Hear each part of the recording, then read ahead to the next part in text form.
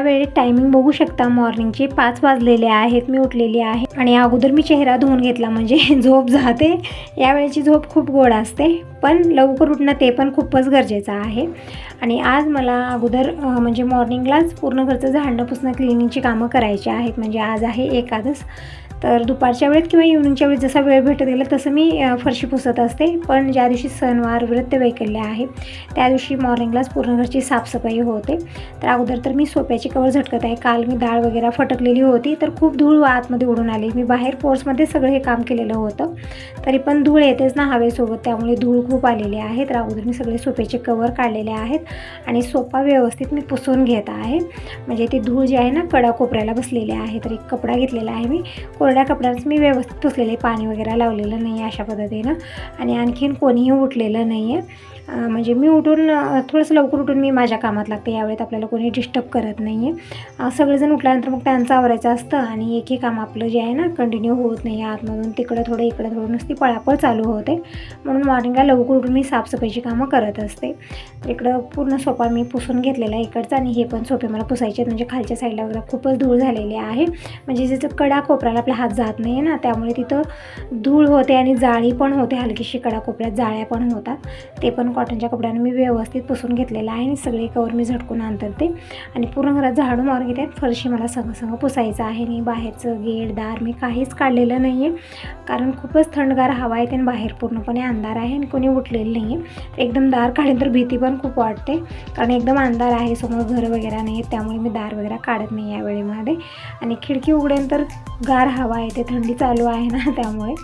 तर इकडे सोफे सगळे पुसून झालेले आहेत. आता हे सगळे कवर मी झटकून अंतरत आहे. तर हे सोप्याचं काम झालं तर मग इकडचं शोकेस मी वरून पुसून घेणार आहे. जास्त मी आता काही काढाकाढी करणार नाही, कारण खूप सारं सामान तिथं ठेवलेलं आहे. आता ते सगळं काढेन तर खूप लेट होतो.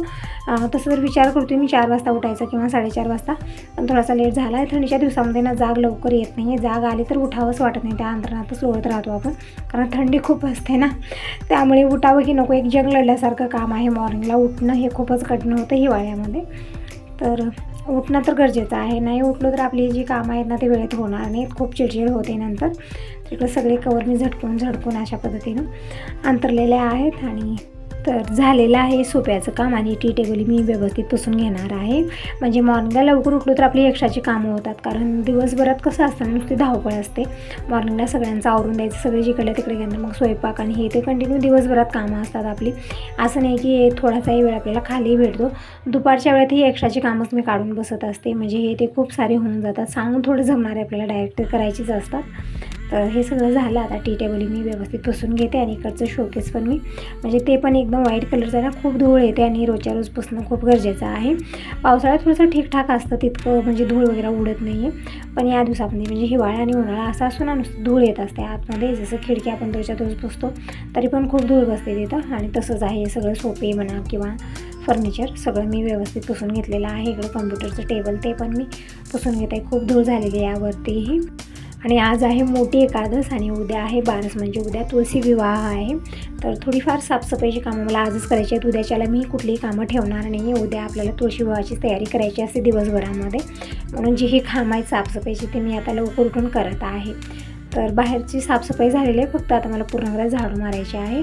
पण त्या अगोदर मी भांडे इकडं रॅकला लावत आहे, जे रात्री क्लीन झालेले आहेत. आणि किचन काउंटर मी एक वेळा स्वच्छ पुसून घेते. स्वच्छच आहे तरी पण मी एक वेळा ओल्या कपड्यानं पूर्ण किचन पुसून घेतलेलं आहे. प्लेटं लावलेले आहेत गॅसच्या चुलीची. तरी सगळी तयारी झाली.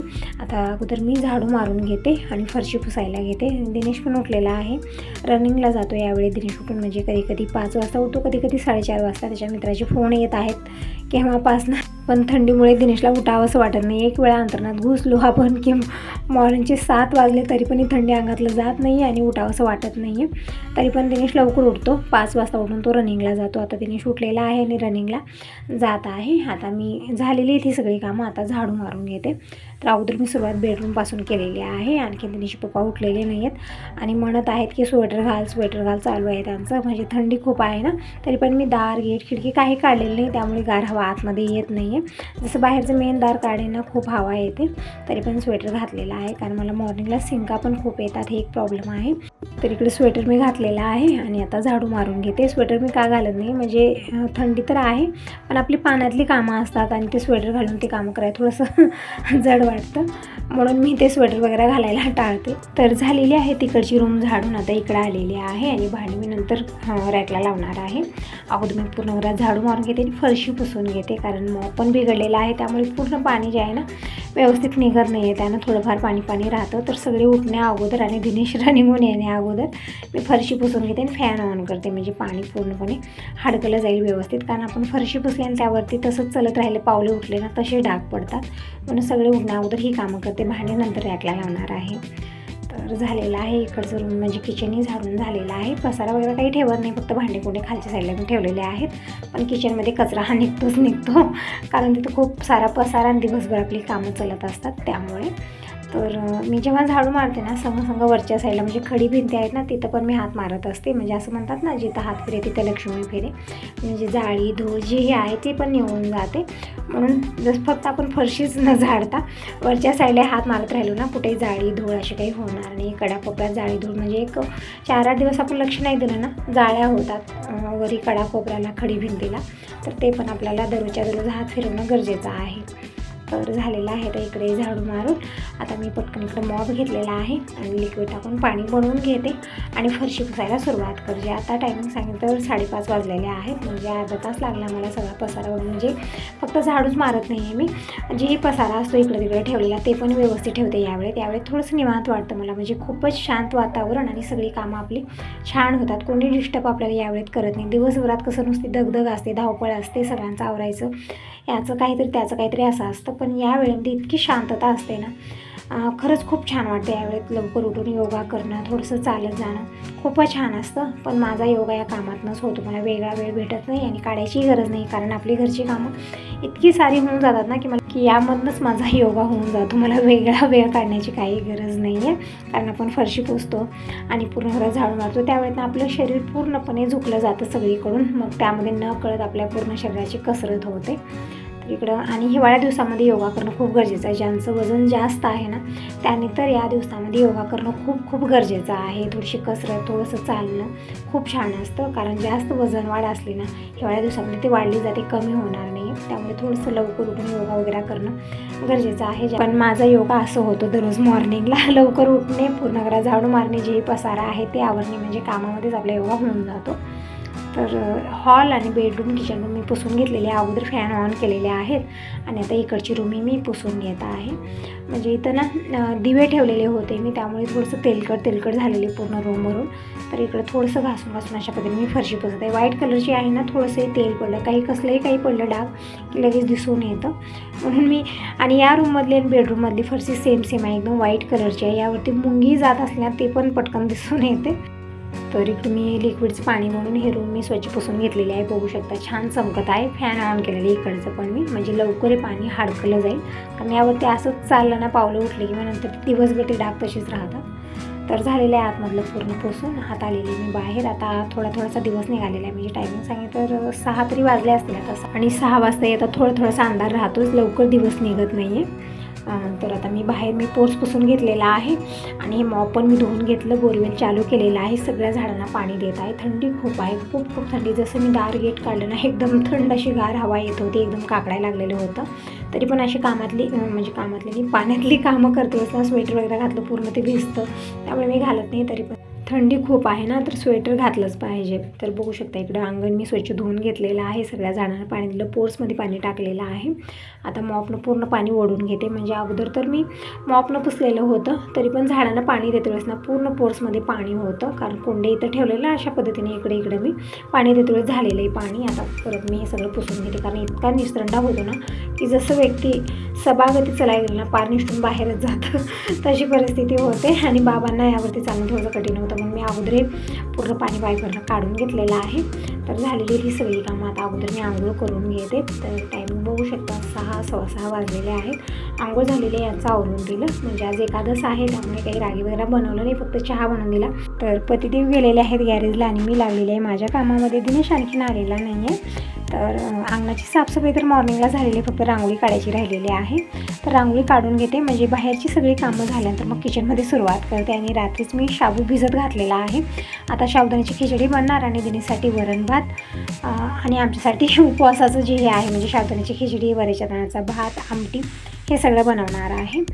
तर इकडे छोटीशी कलरफुल रांगोळी काढलेली आहे आणि लगेच फुलंही घेऊन येते, म्हणजे फुलांसाठी आता बाहेर यायचं नको, म्हणजे आतमध्येच आपली कामं चालू असतात किचनमध्ये. इकडे वरण भात बनवत मी देवपूजाही करून घेते, म्हणजे थोडंसं लवकर ही कामं आवरली तर दुपारच्या वेळेस मला काहीतरी वेगळी कामं करायला थोडासा वेळ जास्त भेटतो. तर इकडे दासळ्याची फुलं आहेत ते घेऊन येते अगोदर, म्हणजे नंतर कोणी ठेवत नाही आहे. रस्त्यात आहे येता जाता सगळेजण फुलं कळ्या काहीच ठेवत नाही आहेत, तर मी घेऊन आलेली आहे. म्हणजे कसं पांढरी फुलं भरपूर सारे असतात पण लाल कलरची फुलं नाही ते ना देवारा थोडासा असा वाटतो ना. एकतर व्हाईट कलरचा देवारा आहे आणि त्यामध्ये सगळे व्हाईट कलरची फुलं वाहिली ना एकदम व्हाईट अँड व्हाईट दिसतं. तर मी इकडे दासळ्याची 4-5 फुलं घेऊन आलेली आहे. तर झालेली आहेत बाहेरची कामं ही सगळी. आता टी व्ही ऑन करते, म्हणजे थोडंसं सोनं वाटतं ना, म्हणजे दिनेशही नाही आहे. दिनेश असला तर आमची बडबड चालू असते, पण आता यावेळेत कोणी नाही आहे, सोनं वाटत आहे. तर मी इकडे टी व्ही ऑन केलेली आहे आणि लावलेलं आहे प्रवचन. मला आवडतं हे ऐकत मी माझी कामं आवरत असते, म्हणजे खूप छान सांगतात. तर इकडे अगोदर मी चहा बनवून घेते, म्हणजे यांच्यासाठी चहा बनवून दिला, मी घेतलेला नव्हता. आणि संग भांडे पण मी रॅकला लावत आहे. तर संग कामं केली तर मॉर्निंगची कामं आपली लवकर आवरतात. आणि तसं तर ज्यांच्या घरी लहान मुलं आहेत त्यांच्या तर घरी असं असतं ना की मॉर्निंगला खूपच गोंधळ असतो. सगळ्यांचं आवरून द्यायचं, मुलांचं आवरायचं, जेवणं खाणं, शाळेत नेऊन सोडणं खूप सारं असतं मॉर्निंगला. तर जोपर्यंत चहा बनत आहे तोपर्यंत मी भांडे रॅकला लावलेले आहेत आणि संग मी कुकरला डाळ लावणारे वरणासाठी, म्हणजे दिनेसाठी वरण भात बनेल, त्याचा आवडता आहे, फेवरेट आहे.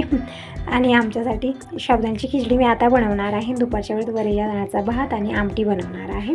तिकडे चहा पण बनलेला आहे. तर तुम्ही सगळेजण कसला वेट करता, या सगळेजण मॉर्निंगचा चहा घ्यायला.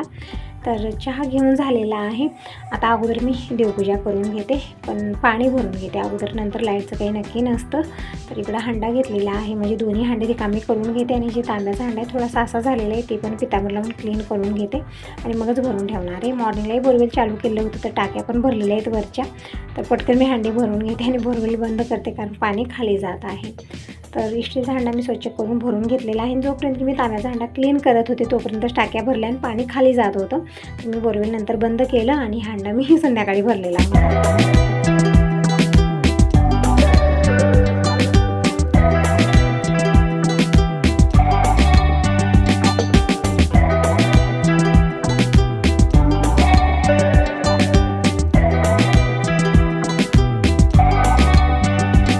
तर एक हंडा भरला झाकून ठेवलेला आहे, बोरवेल बंद केलेला आहे आणि हे जग भरून पाणी घेत आहे. म्हणजे आता स्वयंपाकाला देवपूजेला मला पाणी होईल, कारण छोटा हंडा पण क्लीन करून भरायचा होता, पण वरच्या टाक्या भरल्या मी बोर बंद केलेला आहे. आणि हे तांब्याचा हंडा मी क्लीन करून घेते. थोडासा रंग असा होतो ना 1-2-3 दिवस गेल्यानंतर, म्हणजे जेव्हा आपण क्लीन करतो त्यावेळी तर छान चमकतं, पण 2-3 दिवसाच्या नंतर परत त्याचा रंग जसा आहे तसाच होतो. तर आता टायमिंग सांगेन तर मॉर्निंगचे 8-8:15 वाजलेले आहेत. तर आतापर्यंत बऱ्यापैकी माझी कामं आवरलेली आहेत. पाणी भरून घेते आणि देवपूजा करून घेते, म्हणजे 9 वाजेपर्यंत देवपूजा आणि वरण भात मी बनवून घेते. मग साबुदाण्याची खिचडी बनवते यांच्यासाठी आणि तिकडेच पॅक करून देते. दुपारच्या वेळेत येतील फराळ करायला, पण यावेळेत येणार नाही, तर मला तिकडेच पॅक करून द्यायचं आहे. तर इकडे पितांबरीनं हे अंडा मी क्लीन करून घेत आहे. तर पितांबरी लावून छान घासून मी स्वच्छ केलेलं आहे. लिंबू मीठ पण लावलं तरी पण स्वच्छ होतं, म्हणजे जे ही डाग वगैरे आहेत पाण्याचे सगळे निघून जातात. चिंच मीठ लावलं तरी पण चालतं, पण नंतर ना खूपच रंग बेकार होतो त्याचा, म्हणजे ज्याचे डाग पडू लागतात. म्हणून पितांबरीच ठीक आहे. आणि तुम्ही म्हणता की ते पितांबरी लावल्यानंतर त्यावरती साबण लावून क्लीन कर, म्हणजे याचा रंग चेंज होणार नाही आहे. तर मी आज साबण लावून क्लीन केलेला आहे. नंतर स्वच्छ धुवून मी कॉटनच्या कपड्याने पुसलेला आहे. तर बघू शकता छान चमकत आहे. पण आता मी हांडा भरलेला नाही आहे, कारण टाक्या भरले, पण बोर मी बंदच केलेलं होतं, नंतर मी भरणार आहे. तर आता अगोदर मी देवपूजा करून घेते.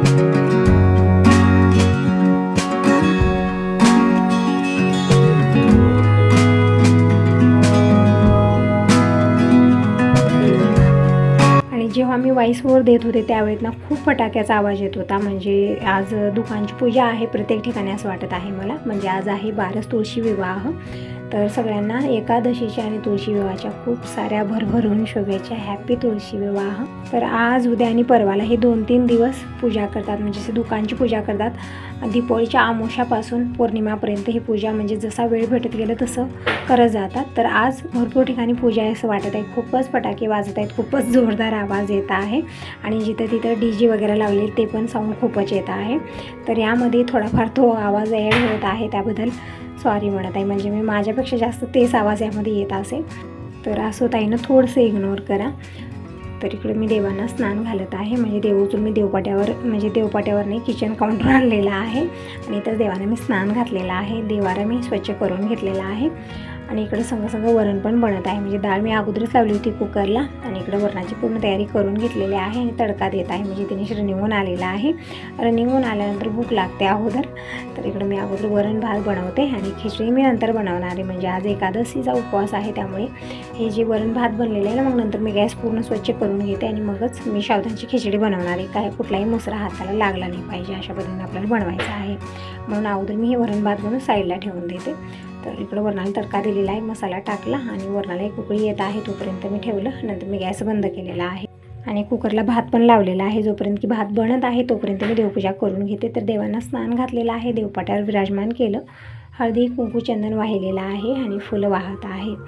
म्हणजे देवपूजा कंप्लीट झाली की आपल्याला बाकीची कामं करायला छान वाटतं. तर मी अधूनमधून दुसरी कामं करत आहे. म्हणजे वरण भात मला बनवायचं होतं, पूजेला थोडासा लेट होत होता आणि दिनेशला भूक लागलेली होती, म्हणून मी अगोदर वरण बनवलं आणि भात ठेवलं आणि देवपूजा मी आता करत आहे. म्हणजे मॉर्निंगला थोडीशी धावपळ आपली जास्तच होते. एकच काम आपण कंटिन्यू केलं तर दुसरी कामं आपली राहून जातात, म्हणून संग मी कामं आवरत असते. इकडं देवांना मी फुलं वाहिलेली आहेत, म्हणजे दासळ्याची फुलं आहेत, स्वस्तिकची आहेत. फुलं वाहिली, रांगोळी काढून घेऊया.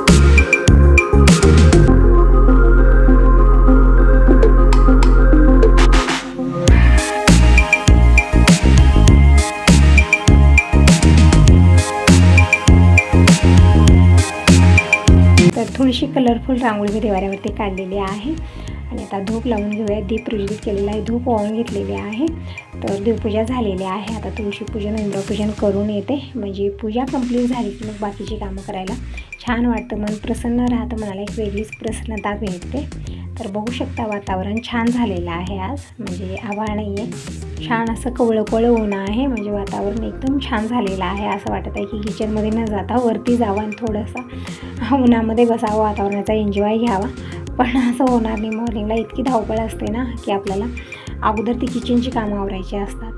तर मी तुळशीला इकडे पाणी घातलेलं आहे, हळदी कुंकू चंदन वाहिलं, पूजन करून घेतलेलं आहे. महादेवाच्या पिंडीचं, नंदी भगवानचं पूजन करून घेतलं. आता करून घेऊया उंबरा पूजन. तर उंबराला आपण हळदीचं लेपन केलं तरी पण चांगलं. मी फक्त पाण्यानं उंबरा धुवून घेतलेला आहे आणि हळदी कुंकू चंदन वाहून पूजन करून घेते. तर आणखीन मी एकादशीची काय तयारी केली सगळे याच व्हिडिओ दाखवून, तर व्हिडिओ खूप मोठा होत आहे, म्हणून या व्हिडिओला मी 2 भागात डिवाईड केलेला आहे. तर नेक्स्ट व्हिडिओमध्ये नक्की बघा. आता यासोबत या व्हिडिओला तर शेअर करते. Bye bye, take care. Shri Swami समर्थ.